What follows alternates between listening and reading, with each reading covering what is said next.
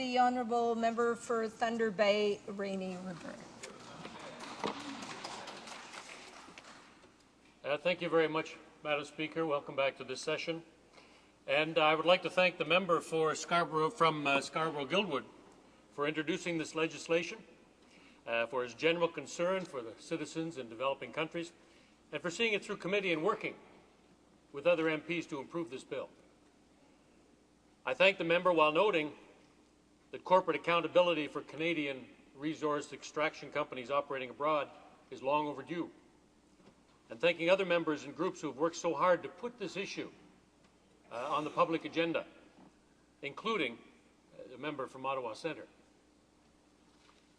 We know that many players in the extractive industries have taken advantage of political cultures in developing countries that cannot or do not accept or respect our domestic principles of democratic accountability and transparency. We also know that such companies will continue to act unethically so long as there is no requirement, penalty, or incentive to encourage them from acting in a different, more responsible manner. Nearly every witness testifying at committee in regard to this bill acknowledged that there is a problem in the extractive resource sector in developing countries, and many agreed that our federal government has the right, the responsibility, and the power to right this wrong. I'm sure all members, past and present, in this House will agree that legislation that enforces international rights standards and environmental best practices upon Canadian companies operating abroad is long overdue. I do, however, have a significant problem with the conduct of some members in the Foreign Affairs Committee that examined this bill. I stated above, Madam Speaker, that I assume all members, past and present, feel a need to protect human rights, labour rights, and the environment, and to stop reckless and unfettered business practices, no matter where they occur. Why did these members deliberately and forcefully stall progress, prevent amendments from being introduced, debated, and put forward? I'll let their actions speak for themselves.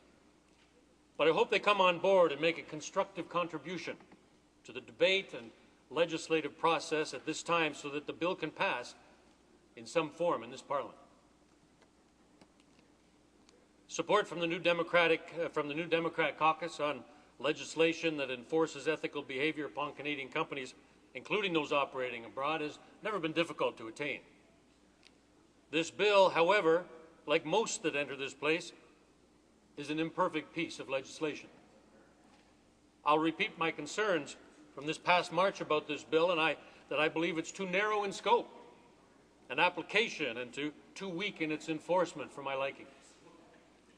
As such, and given that this bill merely encourages such ethical and morally responsible behaviour in the extractive resource industry sector, rather than enforce it, I can only offer my qualified support.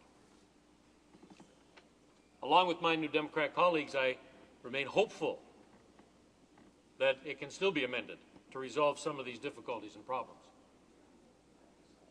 Obviously, an amendment to the bill that would see it apply to all corporations in Canada with operations abroad, not just those receiving government assistance and that are operating in the extractive industries like mining and oil and gas, that would be most welcome. In addition, it would be helpful if there were a clause that would ensure the principles contained in it related to environmental best practices and international human rights standards that could be enforced rather than merely encouraged. Equally helpful would be the creation of an independent ombudsman office to help ensure the principles of it would be respected and to investigate any claims that may be brought against companies with respect to the provisions of the bill. Finally, let me say I'm very pleased to see an amendment put forth that puts an incentive in place for companies with poor corporate accountability histories or those who violate standards set forth, so as to encourage them to change their practices to re-earn the support of our government and I thank the member for that amendment. I think the member from Scarborough-Guildwood, I thank him too. I thank him for taking such a bold step, for tabling amendments. If it is still possible, of course, at this late stage. And tabling them, regardless of what the outcome is, beyond the reach of the destructive and corrosive behavior of some MPs who sit in the Foreign Affairs Committee. This bill, for all its imperfections, is progress on the issue. And I thank the member again for using his private member spot to table a substantive legislative measure that can make a real difference in this world. Thank you, Madam Speaker. I just have